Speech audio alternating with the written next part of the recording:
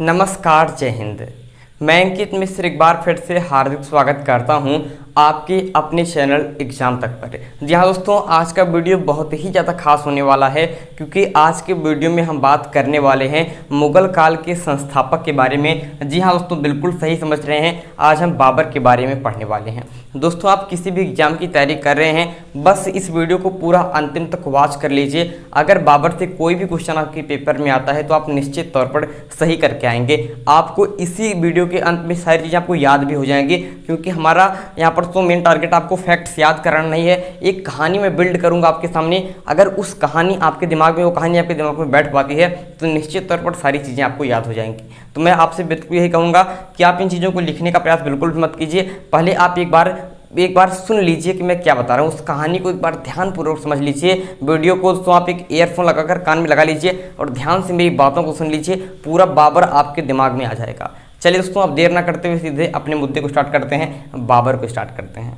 दोस्तों, यहाँ पर हम बात करने वाले हैं, बिल्कुल स्टार्ट करता हूँ, सुनिएगा। दोस्तों, हम बात करते हैं बाबर की, तो इसे थोड़ा सा पहले चलते हैं। आप जानते हैं कि दिल्ली सल्तनत पर 5 वंशों ने आकर शासन किया था, जिसमें गुलाम वंश, खिलजी वंश, तुगलक वंश, सैयद वंश और लोदी वंश था। आपको एक नाम पता होगा, शायद आपको याद होगा, अगर नहीं याद है तो चलिए मैं याद दिलाता हूँ। जी हाँ दोस्तों, हम बात करने किसकी, हम बात करते हैं तैमूर लंग की। तुगलक वंश के अंतिम समय में सन 1398 ईस्वी में तैमूर लंग की बात करते हैं तो तैमूर लंग ने भारत पर आक्रमण किया था और भीषण नरसंहार मचाया था। इसी तैमूर लंग की बात करते हैं तो इसी तैमूर लंग के ही खानदान में इसकी चौथी पीढ़ी में आपके उमर शेख मिर्जा ने जन्म लिया। किसने? उमर शेख मिर्जा ने जन्म लिया। और दोस्तों, आपको एक और याद होगा कि मंगोलिया जो प्रांत आप पढ़ते हैं वहाँ पर एक जनजाति रहा करती थी, मंगोल जनजाति। वहाँ का ही एक भीषण विध्वंसक था, कौन? Genghis Khan. इल्तुतमिश के संबंध में इसका आपके एक प्रसंग आता है, किसका? आपके चंगेज खान का। तो चंगेज खान आपको याद होगा, उसी चंगेज खान के दोस्तों आपके खानदान में आपके आते हुए आपके 13वीं पीढ़ी में एक बालिका ने जन्म लिया जिसका नाम है कुतलुग निगार खानम।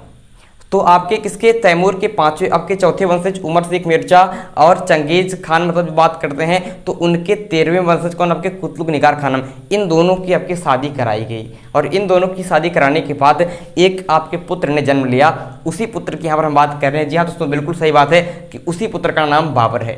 तो बाबर की यहाँ पर दोस्तों बात करते हैं तो बाबर आपके तैमूर का 5वां वंशज और चंगेज खान का 14वां वंशज था। ये बात इजीली आपके दिमाग में याद होनी चाहिए क्योंकि क्वेश्चन आपसे पूछ लेता है। बात करते हैं बाबर की जन्म कब हुई। तो जी हाँ दोस्तों, जो आप वैलेंटाइन डे पढ़ते हैं, ठीक है, वहीं आपके 14 फरवरी सन 1483 ईस्वी को आपके कहाँ पर आपके ट्रांस ऑक्सियाना के फरगना नाम के प्रांत में कहाँ पर किसका जन्म होता है? बाबर का जन्म होता है। बात समझ में आई? फरगना प्रांत में 1483 ईस्वी में बाबर का जन्म होता है। दोस्तों, बाबर की बात करते हैं तो प्रारंभ से ही बहुत ही महत्वाकांक्षी एक व्यक्ति था और यहाँ पर दोस्तों आपको समझने वाली बात है कि मात्र 11 वर्ष की उम्र में इसके जो पिता होते हैं, कहानी सुना रहा हूँ, कहानी सुनिएगा, कहानी सुना और कहानी अगर सुन लिया तो चीज़ें आपकी अपने आप याद हो जाएंगी। तो इसके जो पिता होते हैं उमर शेख मिर्जा, जो भी मैंने आपको नाम बताया, उनका नाम इंपॉर्टेंट नहीं है इसलिए मैंने यहाँ पर नहीं लिखा है। एक बात याद रखिए कि ये जितनी चीज़ें यहाँ पर मैंने लिखी हैं वो उतनी ही चीज़ें लिखी हैं जो परीक्षा में पूछ सकती हैं। अतिरिक्त जो नाम आपके आ रहे हैं, अगर आप बड़े लेवल एग्जाम की तैयारी करना चाहते हैं तो जो नाम मैं आपको बता रहा हूँ उसको भी आप नोट कर सकते हैं। वरना अगर आपने सिर्फ इतना ही याद कर लिया तो वन डे एग्जाम की किसी भी एग्जाम में आप बैठेंगे, निश्चित तौर पर आप में से इसी में से क्वेश्चन आपका आ जाएगा। ठीक है दोस्तों, तो यहाँ पर इनके जो पिता होते हैं उमर शेख मिर्जा साहब, सन 1494 ईस्वी में जब आपके बाबर की उम्र कितनी होती है? जी हाँ दोस्तों, मात्र 11 वर्ष की उम्र इनकी होती है। तो इनके जो पिता होते हैं उमर शेख मिर्जा, ये आपके कबूतरों को दाना डाल रहे होते हैं। ठीक है, तो जिस छज्जे पर खड़े होकर ये कबूतरों को दाना डाल रहे थे वो छज्जा ही नीचे आ जाता है, गिर जाता है और इनके पिता की मृत्यु हो जाती है।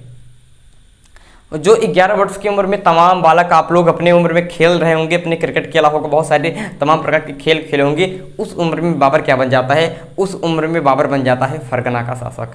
और मैंने बताया कि महत्वाकांक्षी व्यक्ति था और यह 11 वर्ष की आयु में एक महत्वाकांक्षी शासक बन जाता है। 1494 ईस्वी में दोस्तों यह अपनी एक पैतृक भूमि आपके माना करता था जिसका नाम है समरकंद। तो समरकंद को यह अपनी पैतृक भूमि आपके माना करता था और 1494 में मात्र 11 वर्ष की आयु में शासक बनने के बाद इसने समरकंद पर चढ़ाई कर दी, समरकंद पर आक्रमण कर दिया। ये बात सही है कि समरकंद पर इसको सफलता नहीं मिली। समरकंद पर तो आगे भी इसने बहुत सारे आक्रमण किए, लेकिन इसको सफलता नहीं मिल सकी। तो 1494 ईस्वी में ही इसने समरकंद पर आक्रमण कर दिया, सफलता नहीं मिली, फिर लौटाया फरगना। इसने तैयारी की और 1496 ईस्वी में 2 वर्ष बाद इसने फिर से आपके समरकंद पर आक्रमण कर दिया। समरकंद को अपनी पैतृक भूमि समझता था, इसलिए बार बार उसे हथियाना चाहता था। 1496 में आक्रमण किया। जैसा कहते हैं कि कोशिश करने वालों की कभी हार नहीं होती है। बार बार प्रयास करने के बाद 1496 में जो इसके 2 साल की मेहनत थी थोड़ा सा रंग लाई और आपके वहाँ पर समरकंद पर इसने 100 दिनों का शासन स्थापित किया।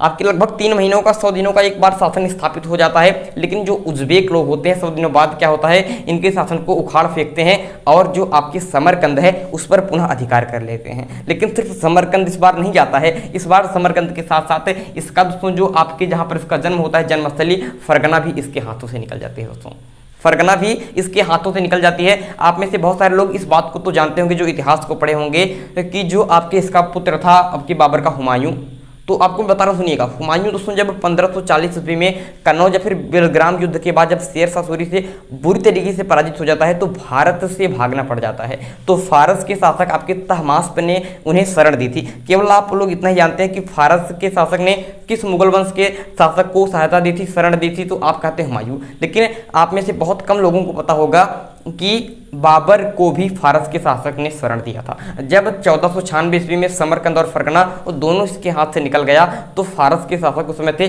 शाह इस्माइल। उनका नाम मैंने नहीं लिखा है क्योंकि वनडे एग्जामिनेशन में नहीं आता है। पहले आप मैं कहानी सुना रहा हूँ, बट कहानी में सारी चीज़ें आपको बता दे रहा हूँ। जिनको डिटेल में पढ़ना है वो चीज़ों को लिख भी सकते हैं। तो शाह इस्माइल ने क्या किया, इन्हें शरण प्रदान किया। लेकिन शरण तो दिया, लेकिन 2 शर्तें इनके सामने रख दी। 2 शर्तें क्या रखी, आप मुसलमानों में जानते हैं एक शिया होते हैं एक सुन्नी होते हैं। तो ये सुन्नी था तो उन्होंने कहा कि आप शिया मत को अपनाएंगे, पहली शर्त ये रखी। दूसरी शर्त ये रखी कि जो काबुल है, अफगान में है काबुल, तो काबुल पर आप अधिकार करेंगे और अधिकार करने के बाद उसको आक्रमण करके जीतने के बाद उसका अधिकार मेरे में सौंप देंगे, मतलब मुझे उसका दायित्व दे देंगे, तो काबुल मुझे सौंप देंगे। ये बात रखी गई, ठीक है। बाबर ने दोनों शर्तों को अपना लिया और इस शर्त के बदले वहाँ पर उन्हें सेना मिल जाती है बाबर को, ठीक है दोस्तों। तो इस प्रकार से फारस के शासक शाह इस्माइल ने बाबर को शरण प्रदान किया। आपको दोस्तों बता देना चाहता हूं कि 1502 ईस्वी में 96 के बाद 6 वर्षों बाद बाबर ने फिर से तैयारी की और एक बार फिर से समरकंद पर योजना बनाकर आक्रमण किया, ठीक है। हार नहीं माना है बाबर, समरकंद पर पुनः आक्रमण करता है 1502 ईस्वी में। इस बार भी उसके हाथों दोस्तों हार मिलती है और इस बार सैबानी खां के नेतृत्व में दोस्तों आक्रमण होता है सैबानी खां और बाबर के बीच में, जिसे आपके सरायू काल का युद्ध कहते हैं, ठीक है। तो इस युद्ध में भी बाबर पराजित हो जाता है और इस बार बाबर को लगता है कि बार बार समरकंद में जाता हूँ, मेरे हाथ आता नहीं है और मेरी बेइज्जती ऊपर से होती है, जीत पाता नहीं हूँ, ठीक है। 1504 ईस्वी में दोस्तों इसके बाद 1502 के बाद इसने क्या किया कि चलिए पहले काबुल को जीत लेते हैं। तो 1504 ईस्वी में इसने काबुल पर विजय प्राप्त कर ली। क्वेश्चन पूछ सकता है कि बाबर ने काबुल पर विजय कब प्राप्त की, 1504 ईस्वी में, ठीक है दोस्तों। और इस बार दोस्तों थोड़ा सा आपको बात समझना है कि 1507 ईस्वी में इसके बड़े पुत्र हुमायूं का जन्म होता है। हुमायूं नाम का शाब्दिक अर्थ ही होता है सौभाग्यशाली, ठीक है, सौभाग्यशाली। और जो बाबर के लिए हुमायूं बहुत सौभाग्यशाली सिद्ध होता है। 1507 ईस्वी में हुमायूं के जन्म के बाद बाबर ने क्या किया, आपके इनके जो पूर्ववर्ती शासक थे, इनके जो पूर्ववर्ती इनके पूर्वज लोग थे, वे मिर्जा की टाइटल को लेते थे। जैसे बताया इनके पिता का नाम क्या था, मिर्जा नाम था आपके मिर्जा उमर शेख मिर्जा, ठीक है। इनके दादा का नाम था आपके अबू शेख मिर्जा, तो ये मिर्जा को टाइटल लेते थे। लेकिन इसने 1507 ईस्वी में मिर्जा टाइटल को हटा दिया, कहा कि ये मिर्जा टाइटल ठीक नहीं है भाई, जितनी बार इसमें कुछ आपके हाथ में आ नहीं रहा है, तो मिर्जा टाइटल को त्याग दिया। इसने ले लिया पादशाह की उपाधि। किसकी उपाधि, पादशाह, फिर बादशाह भी कहते हैं। अच्छा, इसका अर्थ क्या होता है सुनिएगा दोस्तों। दिल्ली सल्तनत के जितने भी आपके शासक को पढ़ेंगे तो वो सुल्तान की टाइटल को लेते थे। किसके, आपके सुल्तान की टाइटल को लेते थे। तो सुल्तान की टाइटल क्या होती है, जो आपके आपके आपके मुसलमानों में आप लोग पढ़ते हैं दोस्तों, जो आपके पैगंबर मोहम्मद साहब के दोस्तों जो उत्तराधिकारी माने जाते हैं, ठीक है। तो उनकी आपके जो होते हैं उनके जो वे अधिकार देते हैं जिसको आप सनद कहते हैं, तो उस सनद पत्र को लेकर उनके बाउंडेशन जो उन्होंने दिया है उस पर जो उतने पर ही शासन स्थापित करते हैं, उनके आदेश पर ही शासन स्थापित करते हैं और मुख्य मानते हैं आपके उनको, तो वे होते हैं सुल्तान। लेकिन पाद मतलब बाद का अर्थ होता है स्थायी और शाह का मतलब होता है शासन। जो आपकी स्थायी शासन मतलब अपने आप को ही संपूर्ण समझे, अपने आप में ही अपने आप को स्वतंत्र शासक माने, उसे कहते हैं पादशाह। तो 1507 ईस्वी में बाबर ने पादशाह की उपाधि धारण की, ठीक है दोस्तों। इसके बाद से बड़ा ही बदलाव इसके समय में आता है। आपको बता देना चाहता हूँ कि जब 1496 में वो हार गया तो 1497 से लेकर 1507 ईस्वी के मध्य में बाबर 3 विवाह भी करता है, ठीक है, 3 विवाह भी करता है। हुमायूं के 4 पुत्र भी होते हैं, हुमायूं, कामरान, हिंदा लश्करी, एक पुत्री होती है गुलबदन बेगम, ठीक है। इतनी बातें आपको एक्स्ट्रा में पता होना चाहिए। आगे दोस्तों बात करते हैं 1500, देखिए कहानी सुना रहा हूँ, बात समझ रहे ना, पूरी कहानी आपके बीच में आ रही है। 1514 ईस्वी से लेकर 1519 ईस्वी के बीच में बाबर क्या करता है कि बाबर कहते हैं भाई समरकंद पर जितनी बार आक्रमण किया उतनी बार हार गया, बेइज्जती ऊपर से हुई, आपके जनहानि ऊपर से हुई, मेरी सेना ऊपर से भाई खत्म हुई, जीत तो मिली नहीं। तो कहते हैं कि भाई काबुल चलने के बजाय अब हम चलते हैं आपके भारत। और 1514 से लेकर 1519 ईस्वी के मध्य 5 वर्षों तो दोस्तों ये क्या करता है, 5 वर्षों तक ये तैयारी करता है, ठीक है, तैयारी करता है भारत पर आक्रमण करने की। और 1519 ईस्वी में यह भारत पर पहली बार आक्रमण कर देता है। और 1519 से लेकर 1524 ईस्वी के मध्य बाबर ने भारत पर 4 आक्रमण कर दिए। 5 साल तो तैयारी किया और इसके बाद अगले आपके 5 सालों में इसने 4 बार आक्रमण भी कर दिया, 4 बार आक्रमण भी कर दिया। पहला आक्रमण इसका होता है, आप लोगों को पता होना चाहिए कि पहला आक्रमण होता है 1519 ईस्वी में बाजोर व फिर भेरा का आक्रमण। कुछ इतिहासकार इस बाजोर व भेरा को अलग अलग मानते हैं और वे बताते हैं कि बाबर ने 5 आक्रमण किए थे, लेकिन ये 4 आक्रमण था। 5वां आक्रमण पानीपत का था। पहला आक्रमण बाजोर व भेरा का आक्रमण होता है। भेरा की बात कर दोस्तों तो भेरा का किला होता है पंजाब में, और इस भेरा के किलों को जीतने के लिए दोस्तों बाबर पहली बार युद्ध में तोप खाने का प्रयोग करता है। इंपॉर्टेंट तरीके से याद रखिएगा, अगर आपसे आप इस बात को बहुत ही इजीली समझ सकते हैं कि अगर ये क्वेश्चन आ जाए कि बाबर ने पहली बार तोप खाने का प्रयोग कब किया, तो 1519 ईस्वी के बाजोर और फिर भेरा आक्रमण में पहली बार इसने किसका प्रयोग किया, आपके तोप खाने का प्रयोग किया। फिर 1520 ईस्वी में सियालकोट, जिसे आप मुल्तान कहते हैं, आक्रमण किया। और कामरान को क्या किया दोस्तों, कामरान को इसका शासक नियुक्त किया गया। किसको, आपके कामरान को। तो कामरान को यहाँ का शासक स्थापित किया जाता है सियालकोट मुल्तान पर आक्रमण करने के बाद, इसको जीतने के बाद। फिर दोस्तों 1520 ईस्वी से लेकर आपके 23 ने 22 होता है, तो 1520 से लेकर 1522 ईस्वी के मध्य दोस्तों क्या होता है, यह यूसुफ जाइयों के विरुद्ध आक्रमण लड़ता है। यूसुफ जाई एक जनजाति होती है, उसके विरुद्ध आक्रमण होता है। और 1524 में लाहौर व दीपालपुर आक्रमण करता है। तो इस प्रकार से 1519 से लेकर 1524 ईस्वी के मध्य इस प्रकार से भारत ने 4 आक्रमण किए, ठीक है। ये चारों आक्रमण परीक्षा में बार बार पूछ सकते हैं, तो आप बहुत ही ज़्यादा अगर डिटेल पूछेगा तो ये क्वेश्चन आ सकते हैं। इन चारों का आक्रमण याद रखिए। पहला कौन था, बाजोर और भेरा का आक्रमण। दूसरा आक्रमण आपके किसके था, सियालकोट मुल्तान आक्रमण। तीसरा आक्रमण यूसुफ जाइयों के विरुद्ध आक्रमण। और चौथा आपके लाहौर व दीपालपुर आक्रमण। ये चारों आक्रमण आपको याद होने चाहिए, ठीक है। जो याद करने योग्य तथ्य हैं केवल उतना ही लिखा जा रहा है। एक बात मैंने आपको यहाँ पर नहीं बताई कि जब 1494 ईस्वी में ये फरगना का शासक बनता है तो इनकी दादी होती हैं एहसान दौलत बेगम। इनका नाम आप याद कर सकते हैं। इनकी दादी होती हैं एहसान दौलत बेगम। तो ये इनकी होती है कौन, आपके, ये इनकी होती है दादी। और इन दादी ने ही इनका राज्याभिषेक करवाया था। ये क्वेश्चन परीक्षा में पूछ लिया है कई बार कि आपके बाबर का राज्याभिषेक किसने करवाया था, इनकी दादी आपकी किसने, एहसान दौलत बेगम ने। ये एक्स्ट्रा पॉइंट याद रखिए। इसके बाद दोस्तों आपके व्यापार बात करते हैं। चलिए ये 4 आक्रमण कर लिए। जब इसने 4 आक्रमण किए तो उस समय दिल्ली सल्तनत पर लोधी वंश के अंतिम शासक इब्राहिम लोधी शासन कर रहे थे। और इब्राहिम लोधी के ही चाचा थे महमूद लोधी, और आपके भरतपुर के थे आपके राणा सांगा। कौन थे आपके, राणा सांगा जी थे। तो इन दोनों को लगा कि बाबर को भारत पर आक्रमण करवाते हैं। कूटनीति समझिएगा, इस कूटनीति ने ही भारत का ही विनाश किया है। आप याद करते हैं जब आपके मोहम्मद गौरी को जयचंद ने पृथ्वीराज चौहान से हरवाया, पृथ्वीराज चौहान को हरा दिया जयचंद ने मिलकर मोहम्मद गौरी के साथ, और बाद में जयचंद भी मारा गया। वही बात यहाँ पर अब होती है कि जो आपके महमूद लोधी होते हैं और आपके राणा सांगा जी होते हैं, ये कहते हैं कि बाबर को भारत पर आक्रमण करवाते हैं। और जब बाबर भारत पर आक्रमण कर लेगा तो इतनी दूर से आया तो भारत में तो रहेगा नहीं, उसे खदेड़ देंगे और भारत पर अपना शासन हो जाएगा। मतलब कि जब ये आक्रमण करता रहता होता है लाहौर और दीपालपुर आक्रमण, तो आपके महमूद लोधी और राणा सांगा इसे क्या करते हैं, इसे भारत पर आक्रमण करने के लिए आमंत्रित करते हैं। कौन, महमूद लोधी और राणा सांगा। यह कहता है ठीक बात है भाई, ठीक आक्रमण करते हैं।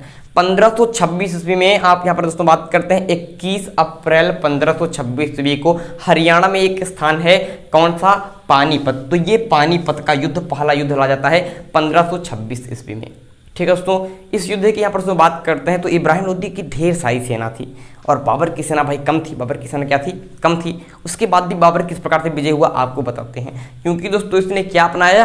क्योंकि इसने अपनाया आपके तुलुगमा युद्ध पद्धति और उस्मानी रूमी विधि। केवल आप अपनी बुकों में इतना ही पढ़ लेते हैं, आप समझ नहीं पाते आखिरकार भाई ये तुलुगमा युद्ध पद्धति क्या है।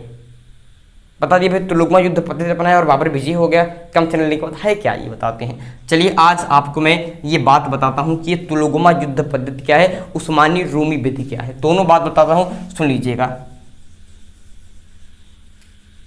ठीक है, यहाँ पर तो आपको बताता हूँ कि तुलुगमा युद्ध पद्धति क्या है, इनकी नीति क्या हुआ करती थी। इन नीति को यहाँ पर थोड़ा सा मैं आपको समझाता हूँ चित्र के माध्यम से। जैसे ये दोस्तों युद्ध का मैदान हो गया, युद्ध का मैदान हो गया, बाबर यहाँ पर उसमें पहले ही पहुंच जाता था। बाबर दोस्तों क्या हुआ, अपनी सेना को लेकर आपके पहले ही पहुंच गया।